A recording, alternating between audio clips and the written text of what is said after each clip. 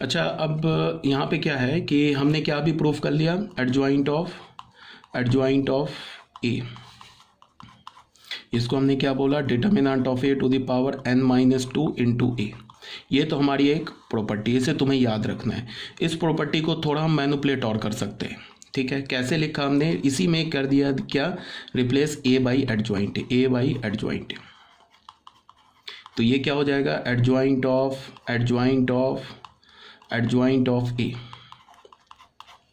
ए की जगह हमने डाला तो ये क्या हो जाएगा, एडजॉइंट ऑफ ए का determinant n minus two into A की जगह क्या डालेंगे, एडजॉइंट ए। देखो बच्चे क्या है, ये जो हमारा मैट्रिक्स होगा, ये जो एडजॉइंट ए का डिटर्मिनेंट, ये किसके इक्वल होगा, determinant of A to the power n minus one, और यहाँ से क्या हो जाएगा, ये n माइनस टू, और ये जो एडजॉइंट ए है ये ऐसे ही रह जाएगा एडजॉइंट ए। तो ये क्या हो गया, डिटर्मिनेंट ऑफ ए पे power n square n minus one, इसको ऐसे ही रहने दो। मतलब ये मैं तुम्हें बस मैनिपुलेशन सिखा रहा हूँ कि तुम कैसे कर, ये कोई प्रॉपर्टी नहीं है। यहाँ से जो ये मैंने लिखा ना, एडजॉइंट ऑफ एडजॉइंट, ये कोई प्रॉपर्टी नहीं है, बट तुम्हें मैं ये बता रहा हूँ कि तुम ऐसे मैनिपुलेट कर सकते हो चीज़ों को, ठीक है। ये प्रॉपर्टी नहीं है, ये प्रॉपर्टी है, तुम्हें याद रखना है। ये प्रॉपर्टी नहीं है, बट तुमको मैं बता रहा हूँ कि तुम ए की जगह एडजॉइंट ए रिप्लेस करके ऐसे इस प्रॉपर्टी को मैनिपुलेट कर सकते हो, ठीक है ना। यहाँ से ये बात क्लियर होनी चाहिए।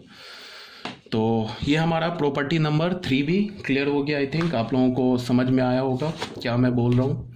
तो ये हमारा पेज नंबर 105 भी क्लियर हो गया।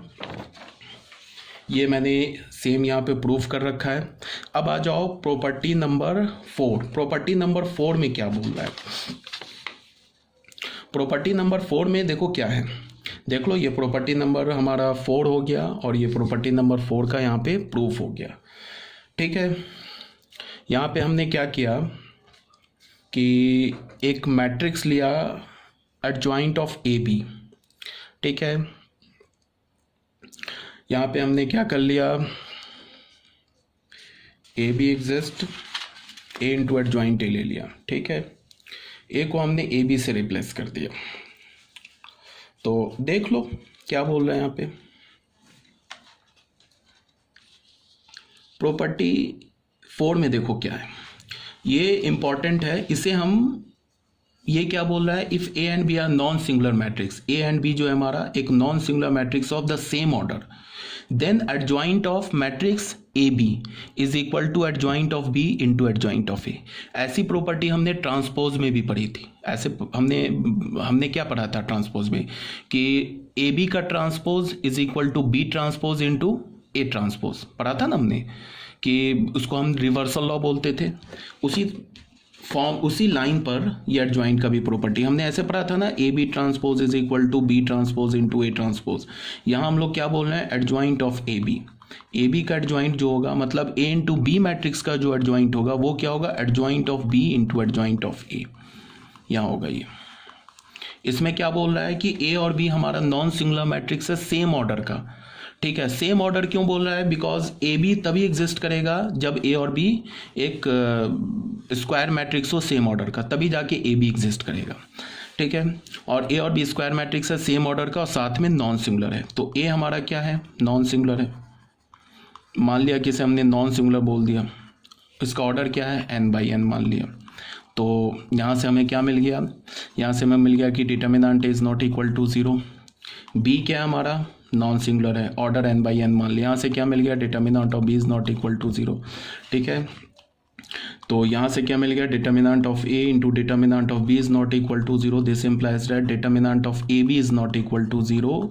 This implies that A B is non singular, A B is non singular. A B हमारा क्या हो गया, नॉन सिंगुलर हो गया।